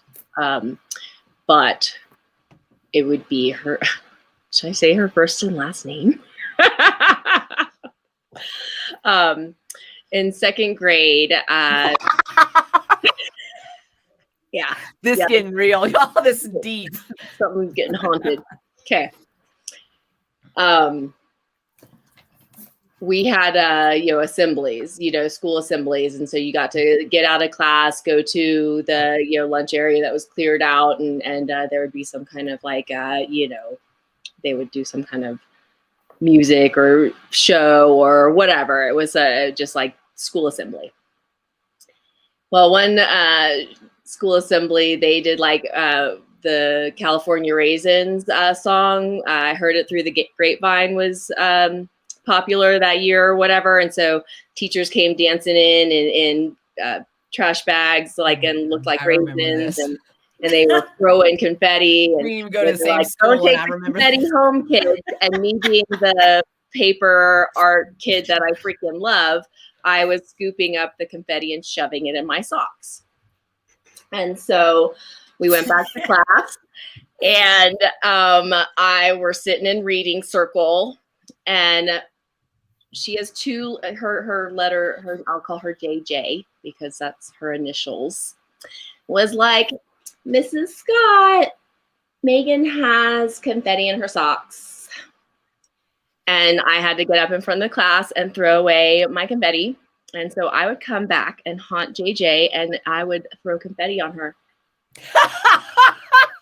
You know what's awesome about that? Doing that, let's say that happened where you could do that, she'd be shitting her pants. Like, she would know. She's like, confetti? Yeah, she would remember that. She would. Oh yeah. She probably doesn't remember that incident as much as you do, but she would remember that if you haunted her with that. Was the first time I was mad and was like, like in my life where I was like, that's awesome. Yeah. That's awesome. Again, I got embarrassed because I got called out in front of the class, and that's when really you were helping cleaning up. I mean, rude. I had it under control. It wasn't like snitches get stitches, bitch. And then throw confetti in her face. She would just be afraid you were going to kill her, and you're just like throwing confetti. Yo, can somebody draw a cartoon of this? I need it. Mine's more malicious for sure. And I'm trying not to have hate in my heart. But it definitely has to do with a person in business that I dislike immensely. This person claims to be able to talk to ghosts, so that will kind of be part of my plan. But really, I would just, I would really haunt the business of it all until there wasn't one to haunt. And then I would haunt his children. I would just, I don't know. I would just, open cabinets and do the regular haunting shit. Mine's, but yes. And yes, you're correct about who that is in the comment section. I'm just going to leave that right there. That's exactly what we call that person. We're just, yeah. But it's mostly because I don't like being taken advantage of. And this person took advantage of like a vulnerable space for me. And I don't like to look like a fool. And so, yeah, I would haunt the shit out of him. There's potential there would be violence involved because, as I said before, sometimes I wake up and just choose violence. As a ghost, I don't think I would be any different. I would be mad that I was still here. Like, why haven't I transitioned? Yeah. And they're all, because you can't let go. Because you can't let go of this. That's why you haven't transitioned. You got to let go of this one. So, yeah. Well, let me tell you. So my answer would actually be my husband. If I died before he did, because he's an atheist and I'm spiritual. So he doesn't believe that there's anything. You're just done. So I'd love to prove him wrong. I would love to join you in that endeavor. Yeah. Why don't you? Yeah. And anybody else. And anybody else. Oh, I've got my friends. We've got friends. Just sitting around. There'd just be like a table full of smoke sitting, and then like he can't figure out why his house is smoking. It's just like we're all fucking high. We're all fucking burning in the afterlife. I love it. Well, if you're burning in the afterlife, and when you say that, somebody may get the wrong idea, and you're in the wrong direction. One of our friends / audience members. Where is that comment? Where did that comment go? Let's go back to it. This is, it's when we were talking about here it is. Meek says, she's indigenous. She says, we never believed in hell or bad afterlife for bad people. For us, everyone dies. Everyone goes to the same place, and no one is more special, and no one is worse than the other. Mm-hmm. Right. And so it's, there's no, and I don't believe in like a heaven and hell myself. When I discuss my spirituality, I think we're in for another adventure and another one and another one. But I also think this is part of my belief too. I'm so upset with this person that like put me in this vulnerable position and took advantage of that. Right. And then, sometimes we walk around and we wonder, I hope this helps some of you. Sometimes we walk around and we wonder, like, why is this shit person rich? Why is this shit person getting everything they want? Why is this shit person, doing better than me? Right. Don't worry about it. Because some people you see that are really good people and really loving people, and they're having a shit time in this life, like a real shit time. Like your shit times are like, life. Their shit times are like anything they do is shit. Listen, I believe that we pay the penance at some point in time. It may not be in this life, but you will get your karma out of life, and you may have to pay it in the next life. You may be born into a next life where you do everything exactly as you're supposed to do it, and still nothing goes right for you. And that is part of it, is part of the learning process. We do it in the life that we're in, right? We learn from our mistakes. Sometimes you have to really learn. Like Donald Trump is fucked, y'all. Like his next adventure is gonna be shit, y'all. Like it's gonna be the worst. I mean, his now event, he might be paying that penance soon. Yeah. Well, we'll see what happens. But what I'm saying is, don't be so concerned about what other people's journeys look like. That's a hard one for me, because it is really hard for me to let go of being wronged like that. I don't want to hold on to it. I don't want to be mad. But if I don't move that out of my way in this life, then I'm not going to be able to move forward in this life for what I need, right? I'm letting somebody's energy block what I need. And he doesn't even matter. That person doesn't even matter. At the end of the day, I really wouldn't waste my time haunting him. But like, that will probably be my answer. I'm a little bitter still about it. At the moment, the answer right now, that's it. That's it. That's the person I think of immediately. There's this tall set of stairs. Anyways. Do you want one more card? This is let's do one more. Yeah, let's do one more. Okay. This is fun. Okay. I'm gonna get this. So your memorial plaque. Okay, fill in the blanks. Here lies Canna Queen. Here lies MJ. Best remembered for blank and blank. Audience. That'll be interesting. Yes, it would be great to see what they'd say. What do you think, MJ? Best remembered for?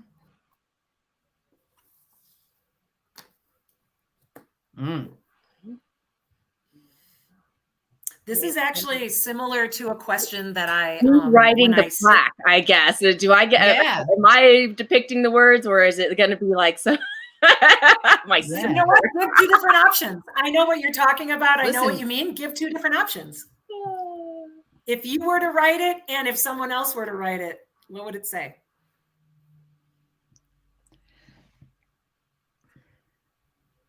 Here lies a boss ass bitch.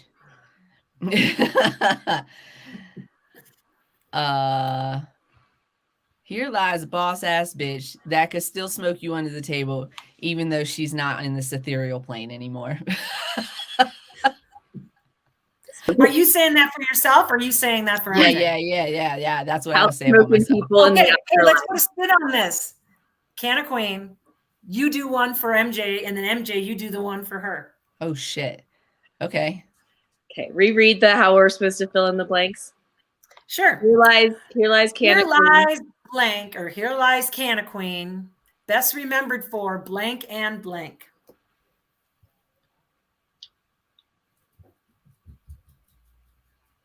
I say smoking weed and kicking ass.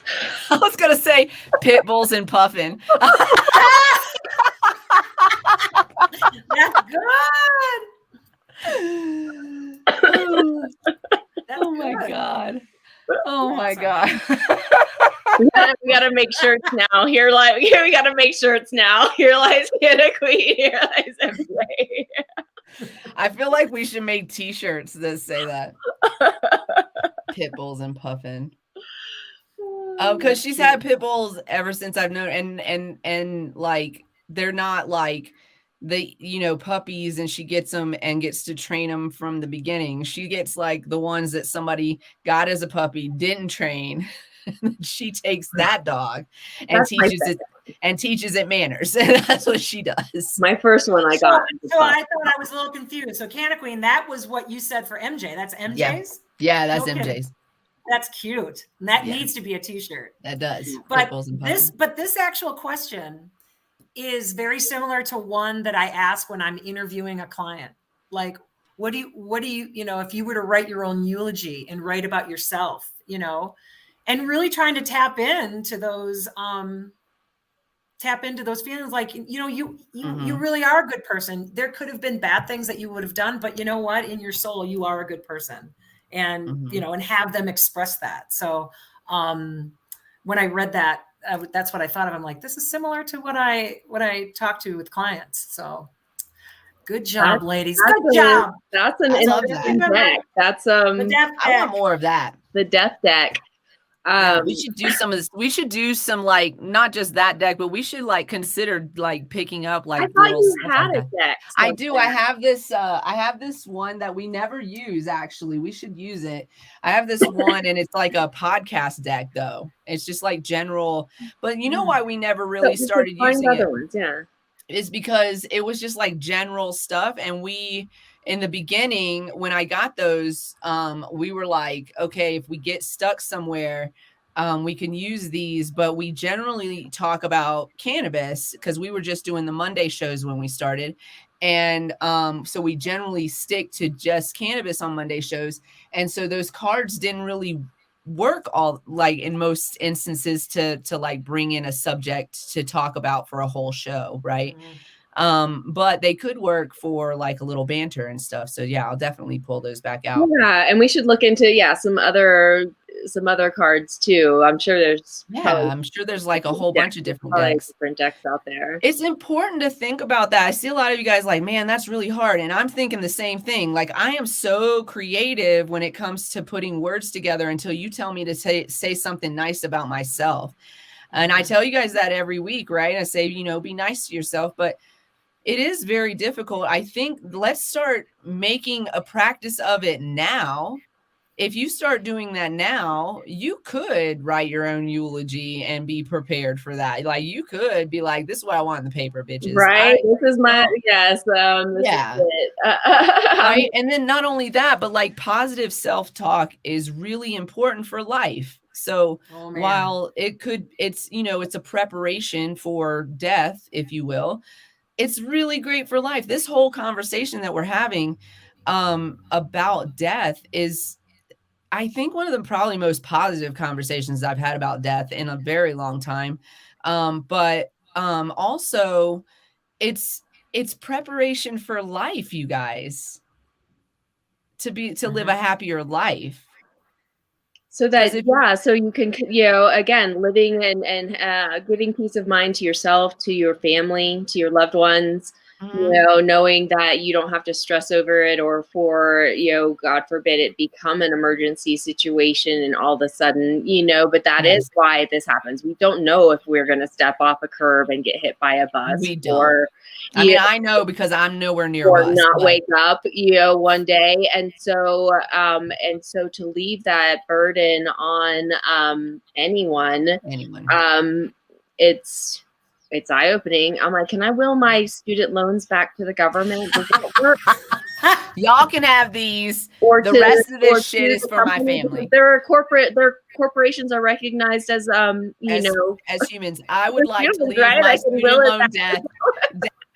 In death, I would like to leave my student loan debt to Navient. Thank you, Navient, for supporting me all these your years. support. Now. But in all seriousness, y'all, this is conversations you have to have with family members or those that are around you that would be holding on to this or catching this if something were to happen to you. So it's a wake up call for me. I've always say it to my sister because she has children. You have children. You need to make sure you plan for them, And I'm like, I have a dog, but at the same time. It's funny that you say that because the reason I'm married is because I have dogs, y'all. I love my husband to the end of the world and to the end of time. He is my person, okay? But we were never going to get married. And then the government called me and was like, oh, you've got orders. We need you to report for duty in like right after the day after Thanksgiving. And I was like, excuse me, where are you sending me? And they said, we can't tell you that right now, but it will be hot and humid and sandy. And I was like, you know what? Who's going to take care of these fucking dogs if I die? Like, you know what I'm saying? So, I got married so that my benefits would go to my husband, my person. And I had a will put together. I put my will together before I left because. So you were in the military? Yes. Yeah. Yes. I did 5.5 years active in the Navy and then about 5.5 years active reserves. And in that time, thank you for your service. Thank you. Yeah, in that time they reactivated me. I ended up actually not having to go because my body betrayed me and I thought that there was a curse, but it was actually a blessing in the moment. But yeah, I prepared for that. I knew that was a possibility. I was going to training and I was training to go to war. At the end of the day, that's what I was doing. No matter, they call there's some spaces there that are like safer, but there's still war zones. There's still things hidden under trash and dirt and sand, and people still die in those spaces. And so I wanted to be prepared because that's a real life thing for people in the military. Yeah. And honestly, to be honest with you, when you're in the military, they and you're active duty and they're sending you overseas, they highly encourage, they'll send you, you can go to the legal and have them do it. They'll let you go to a class about how to prepare your resume and how to prepare for deploying. They prepare you to go to war. And then when you get back, they debrief you for how to get back into, everyday life, which, as we know, doesn't always work for everybody. But I always think about like, what the heck is being said when someone's being debriefed? I just really want to know. Yeah, it's, I mean, they debrief us on, what our mission was, and the debrief is more like classes. So they send you to, and honestly, when I say they put effort into it, they don't put effort into it. Okay. It's like a week or two of classes that you go to, and then legal shows up and they talk to you about reassimilating back into everyday life, and therapists or counselors show up and give you information on how to book appointments and, all of those types. So they give you the resources, but they, there's not a lot of follow up or anything. It's just like, get in here, get your 2 week, here's your resources, use those as you see fit. Good luck out there. Yeah. Yeah. It's like that. So like, as you said, debriefed, but doesn't really work that I mean, well. yeah, right. I mean, and then I mean, we could talk all night about this, but like with the VA, the way it is going to be until somebody comes in and like redoes the whole situation, which is expensive as fuck. And as much money as they make on the wars they send us to, they don't want to spend money on making sure that we're okay when we get back. The government admonished and denied access to benefits for some people, didn't do anything to help veterans who came back from the Vietnam War. They were treated like absolute garbage by our government and also by our society, because we had 3 news channels and they were all telling us the same shit. So So yeah, it's a whole thing where like veterans come back and they try to get these services too, but then there's such a backlog, or they can't get in to see the doctor to get their refills, or they can't get in to see their therapist. And then we have 22 a day, 22 a day that end their lives. For things that could have prevented, like they could have had preventative care to keep them from making that decision. But pain is pain, y'all. Pain is pain. And mental health is health. It is your health. It's your main health. It should not be separated from our healthcare system and what gets covered when you have insurance. Neither should your dental health or your vision. All of that is healthcare. You guys shouldn't have to pay separate to get your eyes checked, to get your teeth checked. You guys, if you have something going on in your mouth, it could cause an infection that could kill you. Like, this is a big deal. So mental health, as we know, can kill you if it's not taken care of in an appropriate manner. And that happens to a lot of our veterans. So anyways, but to get back on subject, we should prepare for this, and we should, I'm not going to tell you guys what to do as an audience, but I think that for me, having these conversations very much helps me with my death anxiety, and reading about it and reading about, what my spiritual beliefs are. And so for me, I say, I know this is what I believe. And so then I just say, I know this. But for me, knowing what, and believing that there's another, opportunity for another adventure after this, it kind of calms my anxiety a little bit. Cause then this isn't a finale. This isn't a finale. Right. And I've spoken with spiritual people, seers, for example, who my husband and I have seen somebody who have told me personally, and have told us together as a couple, that we've been together several lifetimes, and he feels very natural to me. He feel like, his presence is very. We've been together for eternities, right? Sometimes playing different roles. I'm very assertive, as y'all could tell, and there's good chance that I was more of a masculine human in another life, or in one of my other lives. So knowing those things and kind of connecting myself spiritually in that way helps me with my death anxiety. And so I encourage our audience to connect with what their beliefs are, and look at it from that point of view, I guess. Yeah. It's not and having that, whether you're spiritual, whether you're religious, whatever your belief is, and if you have this belief, whatever it is of what happens afterwards, no matter what, you can have the same feeling, the same comfort, everything. Exactly. I have a hard time with someone who says that they're atheist. It's like like I said, my husband, and it's just kind of, it's hard. Yeah. So, but is your husband like well, let me ask, because my spirituality also includes astrology, but is your husband like an earth sign? Capricorn. Okay, that I knew it. I'm a Taurus. So you're also a water sign. I'm a water sign that surrounds myself with earth signs. I'm a Pisces. Isn't Taurus? That's an earth sign. Taurus is the bull.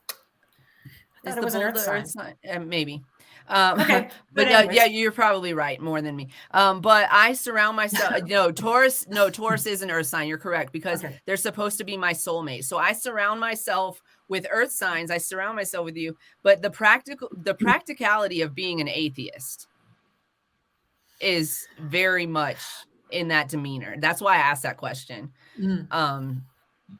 So yeah, so I surround myself with people who can ground me, and y'all are also supposed to be with water signs, just so you know, but you have a harder time going with the flow than we have with grounding ourselves. So we can come in because we're just like, yeah, let's do what's gonna happen, and then we can be like, oh, this is what we're doing. Okay, this is what we're doing. But then y'all are like, no, this is what we're doing. All right. You want to flow? You should go through the whole astrology, the whole chart. And now this is what you're like. Yeah. No. Yeah. We talk about it a lot. We do. In our Discord, everybody. Join us in our Discord. Go ahead and throw the banner up there. You guys, we have had an almost 2-hour show, and this has been so damn interesting.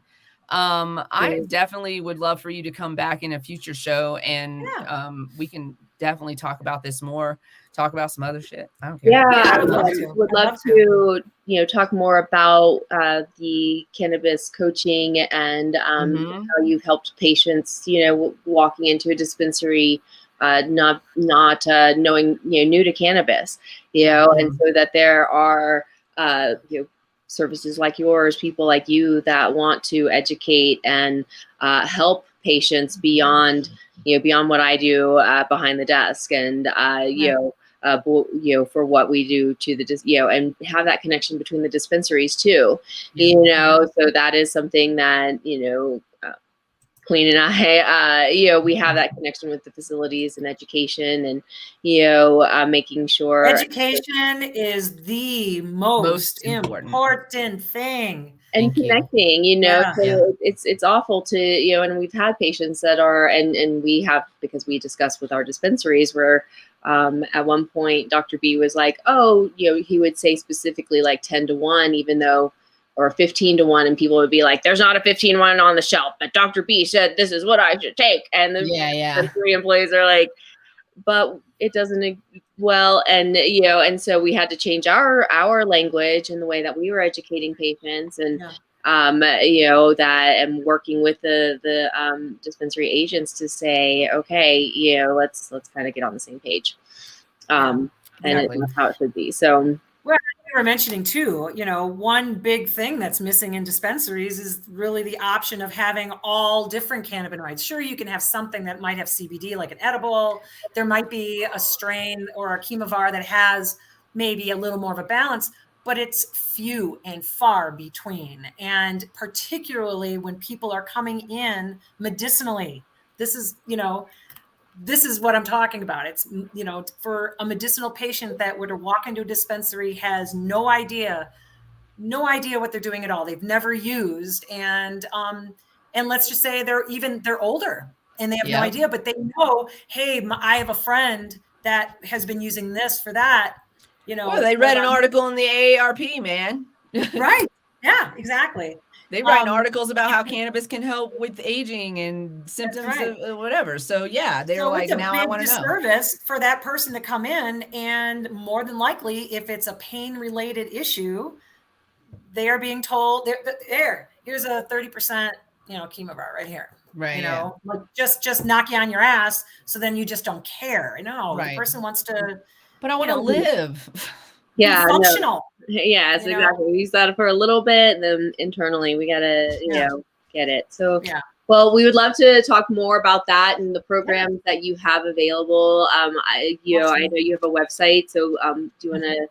My website is integrativeReLEAF.com, and reLEAF is RELEAF.com. You can go on there. You can see what my offerings are. I even have an edibles calculator if you're making your own oils or whatever that you can figure out some dosing and such, because I'm very, particularly because I work with these patients, or I shouldn't say patients, work with these clients. Dosing, I'm very anal about dosing. Like, I like making something and okay, I know this many milliliters is this many milligrams or whatever. Right. It's important. Very much so. Because as you can know, edibles can get you. Yeah, they can catch you off guard. They can catch you off guard. Yeah. I was talking to somebody about it the other day, about low dose THC. You guys, you don't need, some of you do. Some of you do. I'm not even going to judge your journey with cannabis, but not everybody needs high dose THC. Low dose, microdose THC actually works really, really well for a lot of illnesses and symptoms of illnesses. So if cannabis isn't really doing it for you for some reason, consider maybe taking a little bit of a break and then coming back in a microdose way and seeing if that helps you in a health healthy way, like in a healthcare way. Yeah. And I do work with people, with tolerance breaks and such. I have some people that come to me that are only THC users, and for those that it's a little scary because it's their medicine. How do we go about this? So I work with them in using CBD, CBG in whatever form that they're comfortable with. Are they smoking? Do they like edibles? Do they like tinctures? Whatever. Layering. Maybe we use a little bit of both or all three or whatever. Yeah. Little self entourage there. Yeah. And not only that, but some people have money, some people don't have money. If you don't have money, how are we going to go about doing this? We work it out, making their own stuff and showing them and comparing costs of things. Yeah. Oh man. On the regulated market, or I mean, dare I say on the podcast, but you guys, there is still a very healthy and thriving underground market. And there are underground providers that are very much invested in the medicine that they provide. That's all I'm going to say is, people have had to find this medicine some way in some form for many, many, many, many, many years.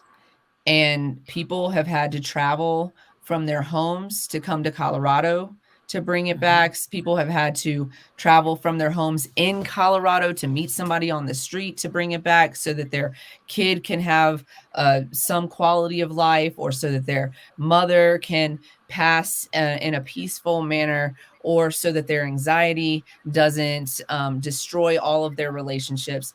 And I am never going to disparage our underground market.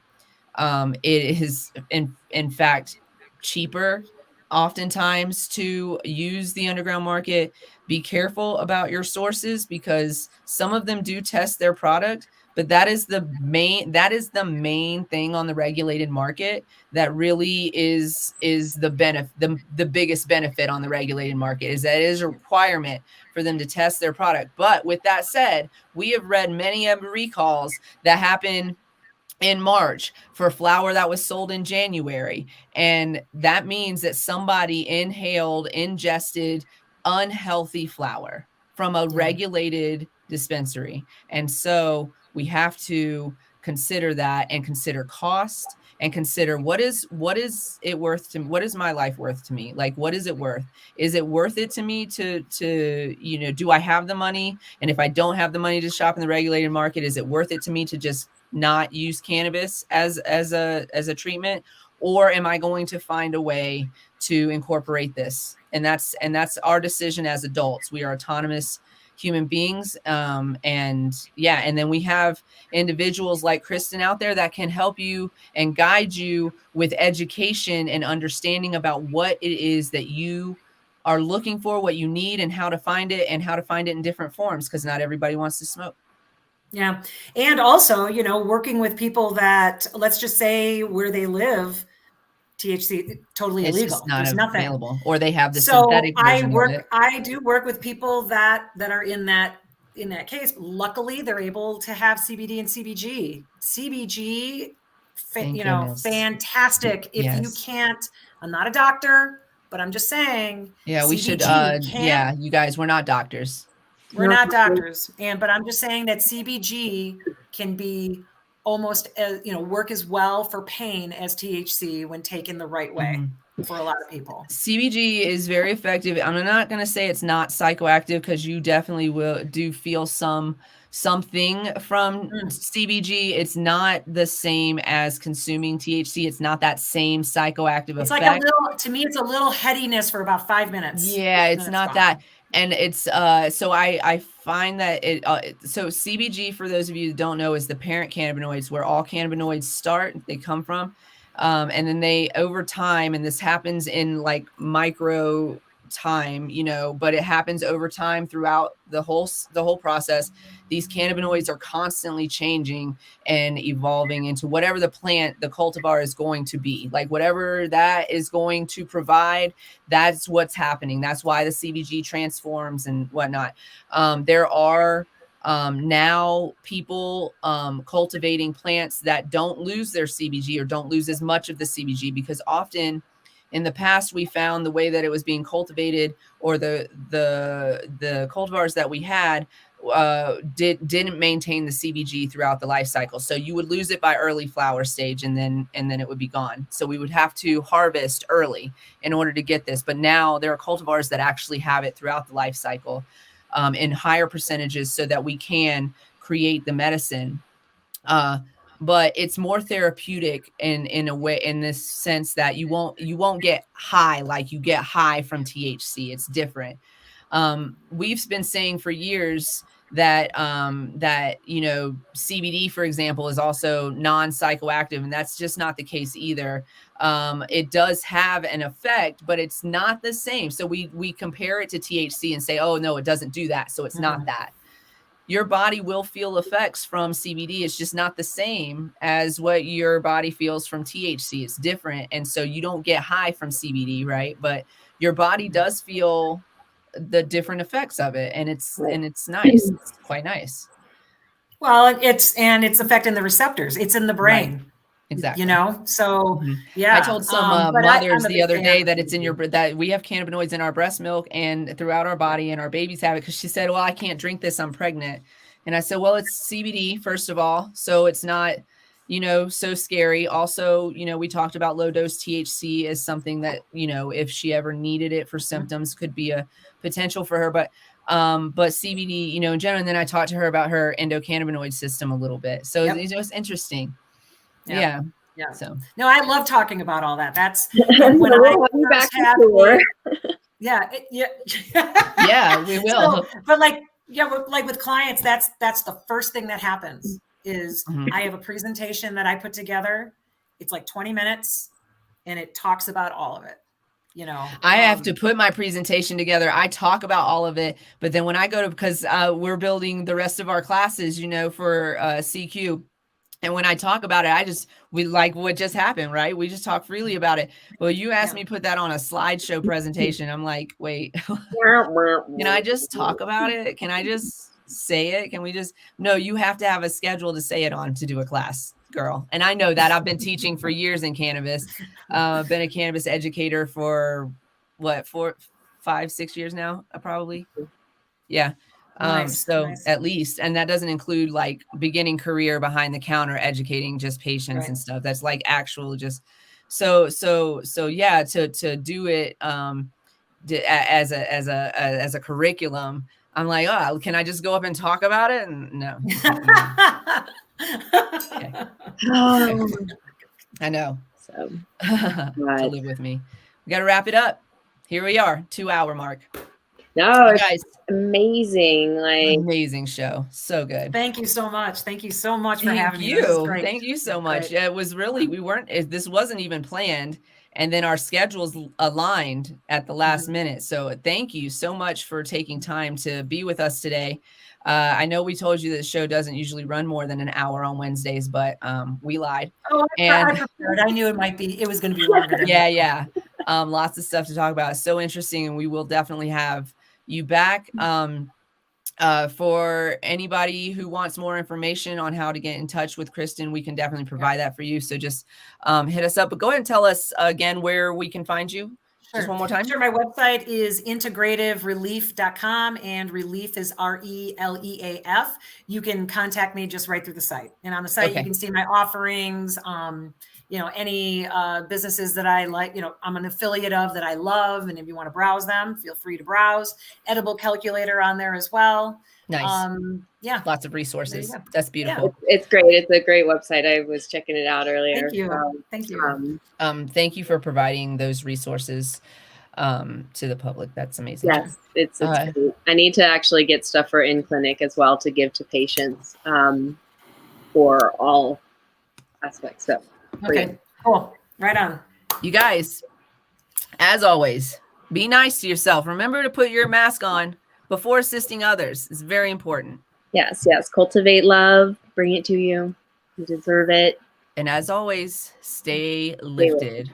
Kristin, if you want to hang out while we in the broadcast, we're just going to hang out for just a second right after. You guys, we'll see you at 420 on Monday. I don't know if we have a guest lined up for Monday, but it'll be a surprise. We'll tell you all about it.